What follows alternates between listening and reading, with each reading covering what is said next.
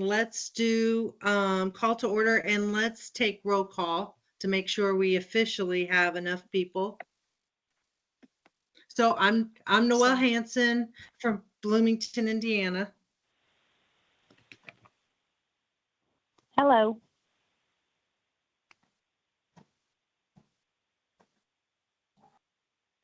Next, just say your name and where you're from. I'm Sabrina Chase from South Bend, Indiana. I'm Stephanie McKinstry from Kokomo, Indiana. My name is Rebecca here. I'm from Spark. I'm the Community Engagement Specialist from Portage, Indiana. I'm Cynthia Randolph Vaughn from Indianapolis, Indiana.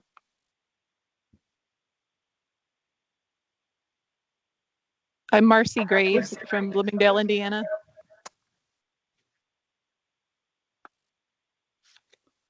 This is Joey Shershel, and I'm from Lawrence County, or Bedford, Indiana.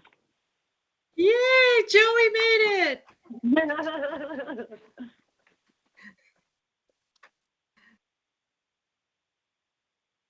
Anybody else?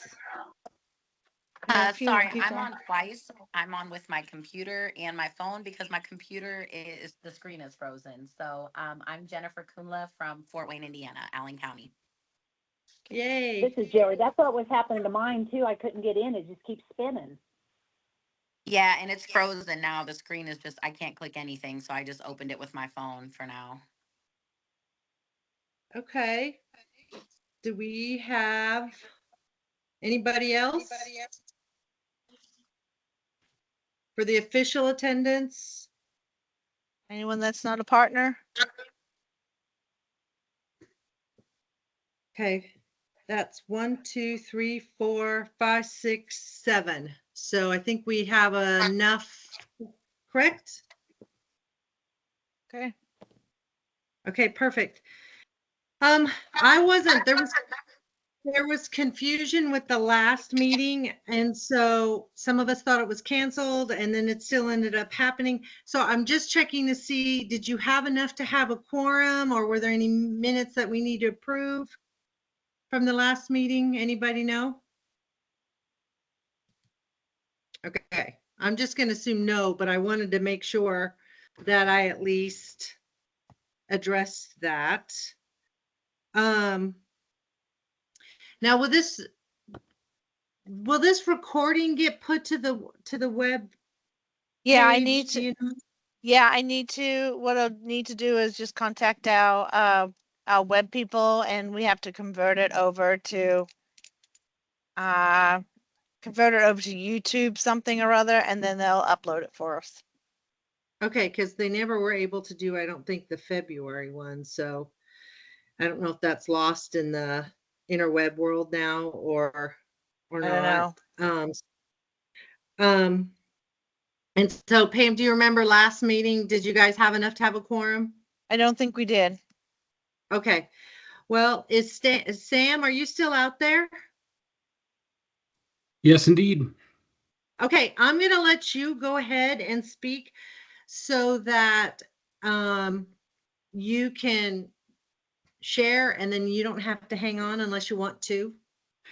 Thanks. Well, I appreciate the kind invitation to do a little repeat performance that I did for you all last year, giving you a preview of our legislative session, which technically begins today. Today is Organization Day for the legislature. So at this very moment, they are in the building, electing their leadership, setting their committees. The process for bill drafting is starting, and all of the sort of like formal mechanics of the legislative session have started officially today. So, but I am not there. I am in a hotel room in Salt Lake City, Utah, for a conference this week. So I appreciate, despite the distance and the time difference, that we were able to make this work. I'm going to share my screen with you all, if that's okay. I did a version of this for another group here recently, just giving a quick overview of what's going on in the legislature and with the transition with a new administration, and some potential issues that we're hearing around early care, child care, pre-K, all of those issues. So you may have heard, but we had an election recently. But in Indiana, largely things look like the status quo. Both legislative chambers remain supermajority Republican. There were no changes in legislative leadership. I haven't seen any changes in committee chairs among relevant committees that touch on education and human services.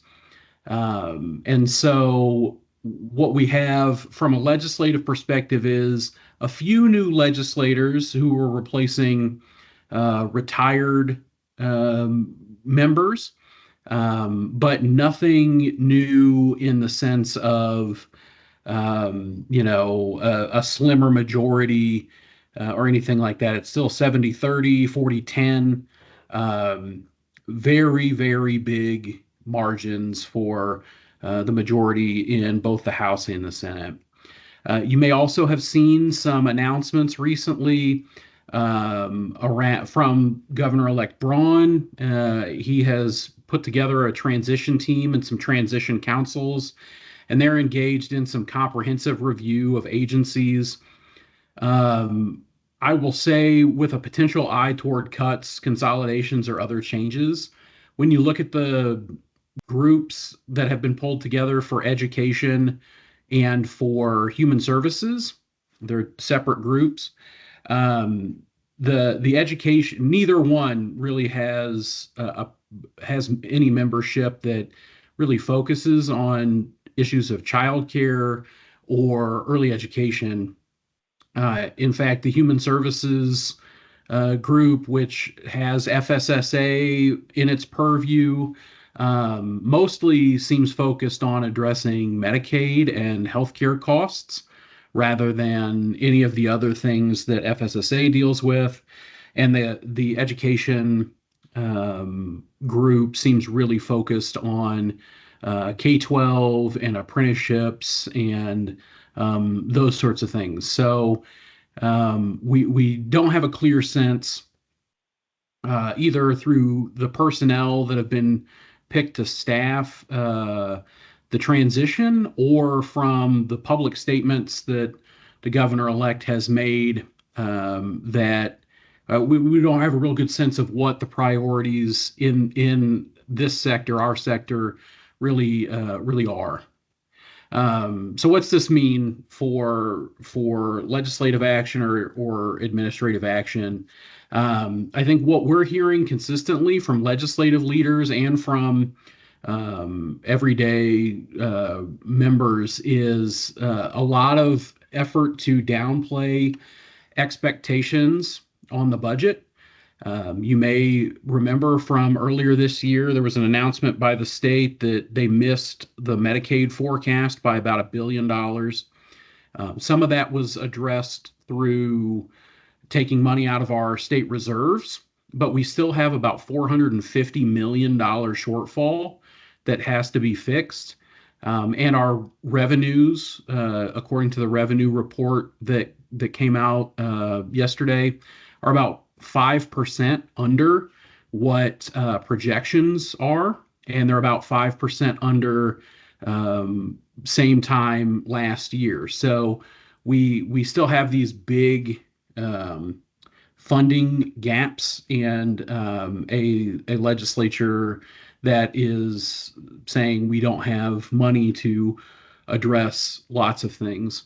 I think the other thing this means is a recommitment to educating and re-educating new members of the General Assembly and new staff in the governor's office around how important childcare is to the functioning of the broader economy.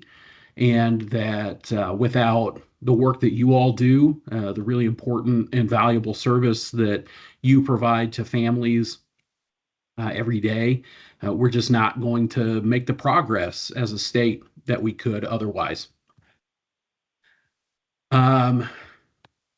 There we go. So I want to provide just a sort of insight into some of the bills that either I've had conversations with folks about or that I've heard from others are potentially on the table. So I do know in the budget bill there will be efforts. I will probably be involved in them to try to continue to broaden and strengthen the eligibility for CCDF and On My Way pre-K, the subsidies, and to shore up and secure that market rate reimbursement or the cost-based reimbursement efforts that are happening. Right, we spent a lot of the federal American Rescue Plan and COVID era money on helping facilitate that transition, but all those dollars are going away at the end of the year, and so we need state support to make sure that we don't have big disruptions in terms of the subsidies and the rates that you all are receiving. Additionally, there have been some conversations around tri-share models. There have been conversations around tri-share models the last couple of sessions. I don't get the sense that those are going to probably get a lot of traction, but there probably will be a bill or two filed on tri-share. As a state, we've done a lot of work recently around education savings accounts, particularly in the special education and career preparation sort of spaces, the career and technical education space. And there have been some conversations that I'm aware of that look at maybe an ESA for childcare to encourage some tax advantaged savings to happen. Again, this isn't something that in our current fiscal environment, I think would get a lot of traction because it would be the state waving off tax revenue that they desperately need to fill in the Medicaid issue. So we'll see. You may have seen that the Early Learning Advisory Committee released a compensation study recently that included some recommendations. There will probably be an effort by some legislators to see what they can take from those recommendations and find their way into a bill. I am certainly encouraging the broad use of some of that data and recommendations because the reality is they show pretty starkly just how bad the situation is from a compensation perspective. Go ahead. Sam, have you had a chance, or do you know if they're looking at? I know there was information that came out from the Indiana Chamber of Commerce. Yep. And the significance on the workforce. Yep. Yeah, those are things that we're also heavily messaging to our policymaker friends. Yeah, we're making sure that they get both of those reports so that they understand there is a problem inside the sector with compensation, and there is a broader economic problem when the sector doesn't get the support that it needs, what the lack of care means for the rest of the economy. So we're trying to give them a both and picture. That's a great question. Thank you. Additionally, probably not as important for this group. I don't know how many of you do work on school-age care sort of things, but I've had some conversations with partners like the After School Network and the Boys and Girls Clubs and the YMCA's Alliance, who are interested in doing some licensing and funding tweaks for things like their school-age childcare grant and some of those really out of school time care kinds of pieces. I include those here because in some other audiences that I've talked with, they serve both. But the reality is, as I said, it's still really unclear who's going to be staffing the highest sort of echelons of FSSA, the department, all of those things. And so personnel is policy. We know that people bring in their own views and their own perspectives on all of these issues. And so we're just committed to continuing to do the work, advocating for the sector and for the families and the providers that make it up. But the messaging that we're getting early on is one where it's gonna be tough, where we're gonna need a lot of hands involved and a lot of shoulders pushing on that rock uphill. Sorry to be bleak on a Tuesday, but just I want to be as realistic with folks as I can, and happy to take any questions folks may have.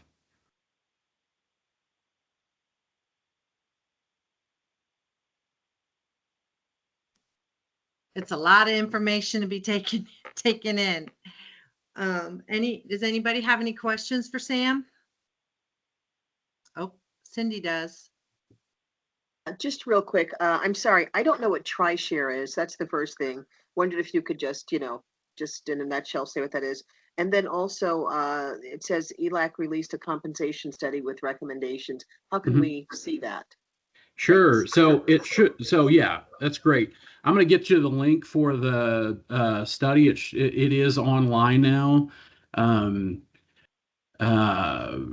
But in terms of what is TriShare, so TriShare is a model of payment. It's like distributed cost, distributed payment, where families, the state, and employers each cover a third in the sort of like ideal situation. It's a third, a third, a third.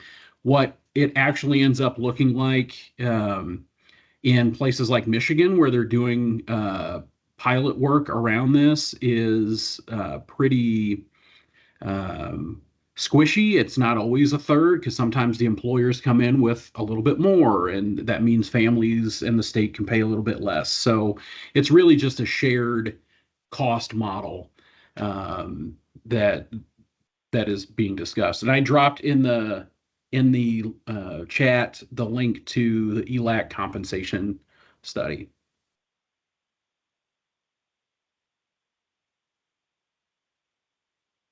I will also just offer, I'm going to put my email address in the chat as well.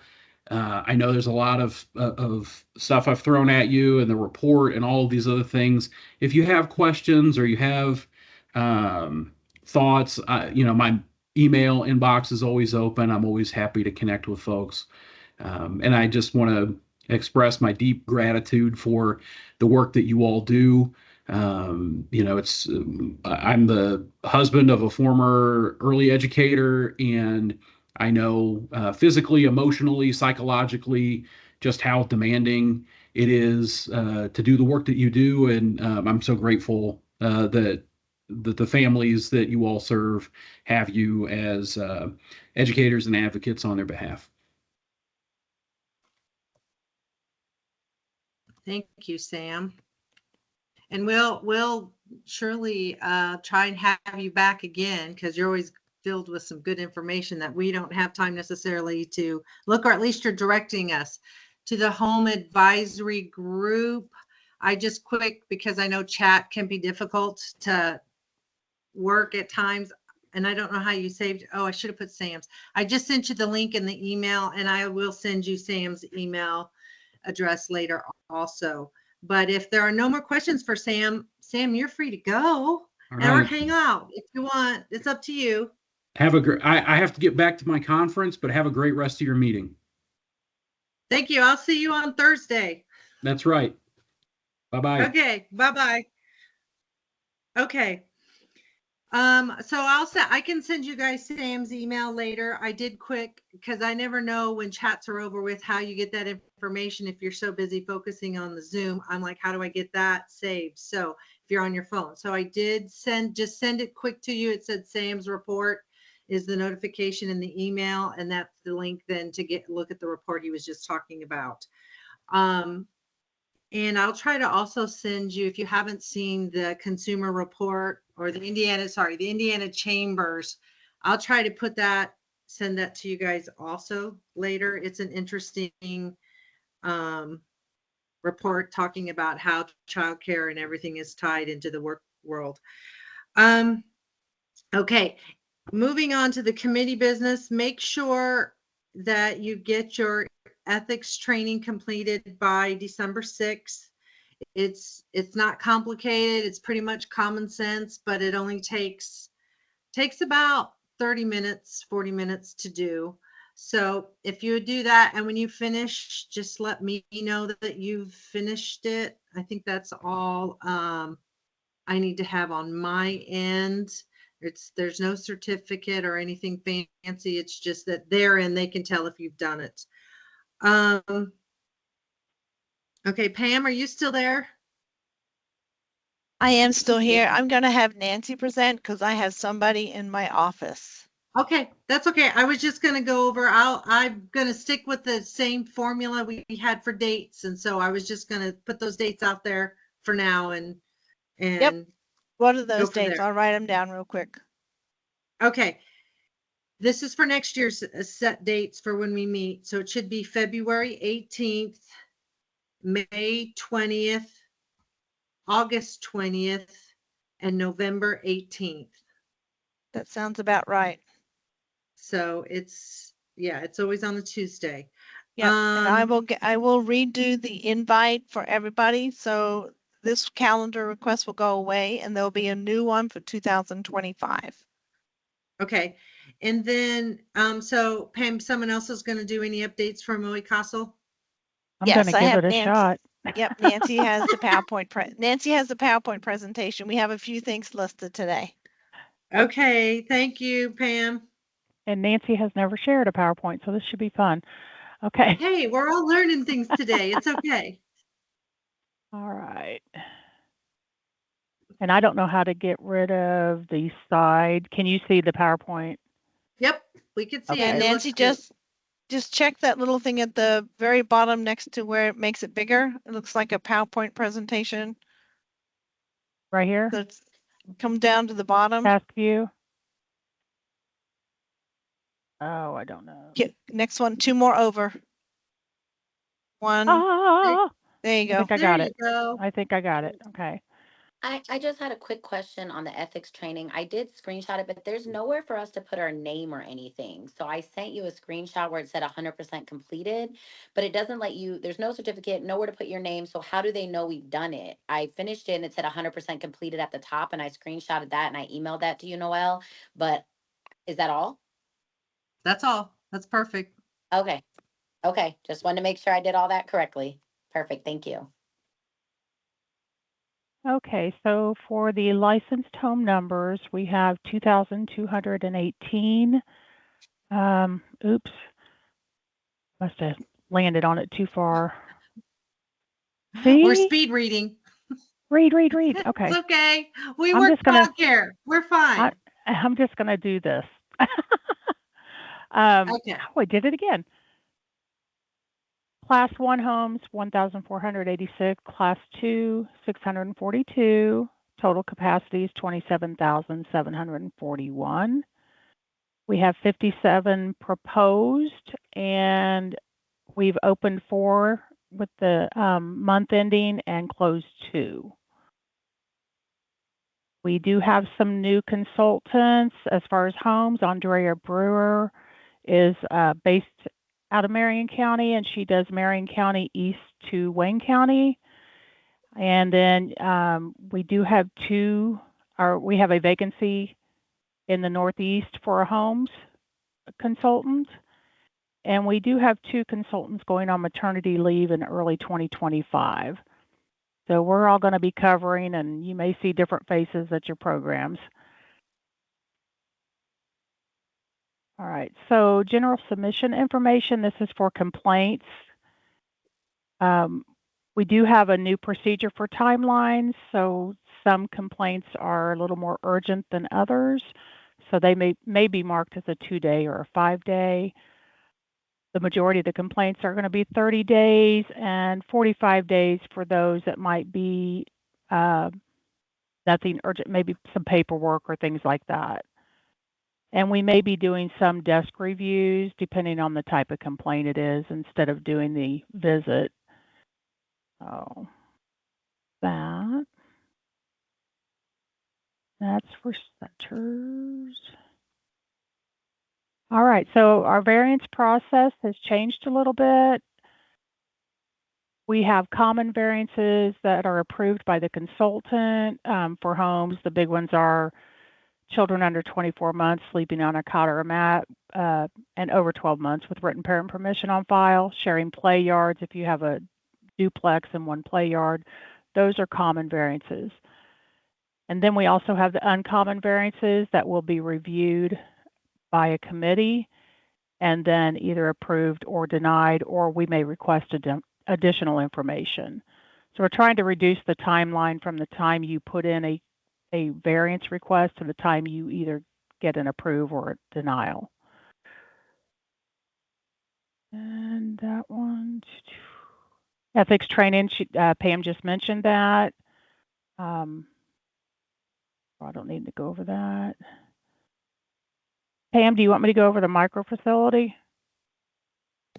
Hey, can you just hold that section there on ethics? If you look at the bottom of it, ladies, you can see where there is appointee should log in their course completion at, and that's the website where you can log in to say you've completed it. Let me see if I can put it in the chat for you. Okay. See if I'm smart today. Maybe. It's big, but it's there. Hey, I got it there. That's a bonus for me. Let me see if it works. So weather closings and holidays, especially this time of year, please let your consultant know if you're going to be closed due to weather, holidays, vacations, any types of closures. We've had a lot of attempted visits happening when it could have been avoided if we had a notice that the program was closed that day. Just an example, I did 5 visits on Friday and I only got 2 of them in, the 3 were attempted. So just please let us know if you're going to be closed or your hours are different than what you normally have.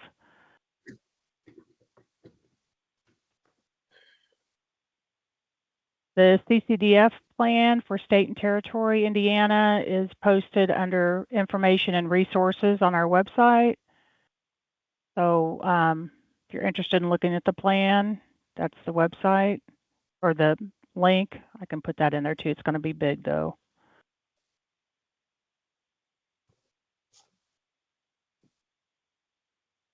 Way big.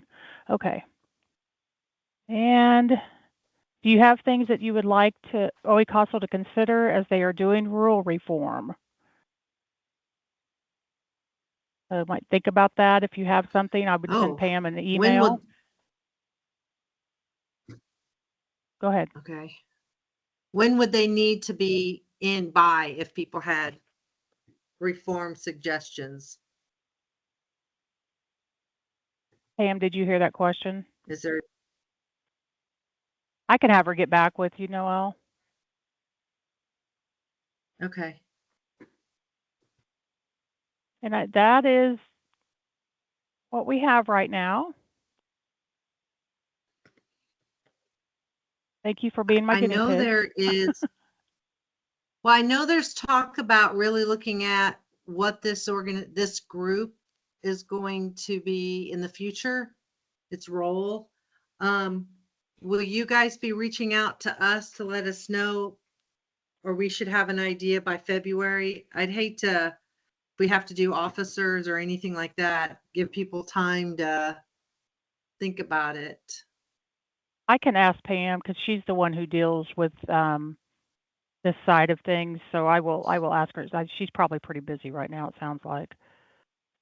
Yeah, change- I know we had talked about, they had hoped about having a meeting before this meeting and things have gotten crazy. So I just didn't know if you guys had gotten any more since that. And I know Pam is just getting back from down under. Right. So good day. All right, so we'll look back on that. Having said that, I know, was that it from you, Nancy, in terms of Oikos? yes, ma'am. Anybody have any questions for Oikos? Okay. Sounds good. Stephanie is still interested in being on the committee, but she has requested that she would like to step back as a co-chair. So if anybody has interest in being a co-chair with me, not quite sure, think about it. We only meet these 1, 2, 3, 4 times, and it's a little bit of trying to have it organized and have something for the meeting, as well as we have to do a report at the end of the year. If anybody's interested in doing that, please send me an email, because we won't be able to do, I'll send that to Pam, and then we'll be able to, we might be able to do a vote via an email. And so I will send out an email that basically shows what positions we have as the group stands now. And then anybody can put in their suggestions or their interest, and then we'll send out, I'll check with Pam if we'll send out a vote or how we'll go with that next step, if that makes sense for everybody. Sound good? So I know you're putting it in the chat, but send it to me in the email. All of you have my email. Send that. I would say, let me send you all out first the positions, if there are more than one, and then you can reply back to me. Does that make sense? Okay. Sure. I'm trying, some of you, I know most of you are on the one Facebook. I really want our home provider support and Facebook page to be more of a resource for everybody. So I have that in the agenda. If you can try to get people onto that page, that's more of a sharing of information and resources, not things that are going, not a complaint or gripe page. So there's no requirements for that, like just be in the field. Anything else anybody wants to share? Hello, I'm Rebecca here from Spark. This is my first time joining the meeting. I think Patrick Mullins might have attended before, but he's changed positions. So I just wanted to introduce myself. I know Jennifer from the Statewide Advisory Council. So hi, Jennifer. But I just wanted to reach out and let you guys know that if it's okay, I would love to keep attending these. And if there's anything that you need from me, just let me know. And if it's possible, to be a part of the emails and things, that'd be wonderful. Right. Okay. And will you look for Indiana licensed home providers and support on Facebook page and also join that group? Absolutely. Will you say it one more time? Yeah. Let me put a link in the chat. Perfect. No, but that was wonderful. Thank you guys so much for letting me be a part of this. The group's been around, but I feel like this past year has been a slow start, and we're kind of waiting to see where the group is going to, what our role is going to be, since there's the ELAC group. We want to make sure we've got some sort of role. So that's kind of been this gray area, and Pam has been working with us. And here is, if I can do it right in chat, let me paste it. Send. There it is. Okay. Anybody else that you did? It is really crucial, if you know anybody that if there are any things that you would like rule reform suggestions, this is the time to not make it be a personal. I mean, it's good to have a little personal, but this is more of a, if you have some suggestions that would be helpful to be in the rules and regs, this would be the time to maybe let Pam see something they may not have thought of. So if you can pass that on, and we'll pass it and see if we can't get some suggestions from other home providers, this is the time to reach out, kind of help with that. At least they can hear us. So that would be something good. Anybody else on anything? I know we still got 15 minutes, but I know our time is valuable while we've got kiddos down. Okay. I don't see any hands. Sounds good. Nancy, you feel like you've got everything you've needed to cover? I think so. Okay. Could you guys, by just sort of giving a hand raise or something, do you like having Sam come on? Do you think, I feel like he is very informative to at least give us, okay. I just kind of want to make sure he's a good resource. I feel like to sort of do the language of what's going on in legislation to kind of give us helpful feedback. Okay, sounds great. I will get you his email also.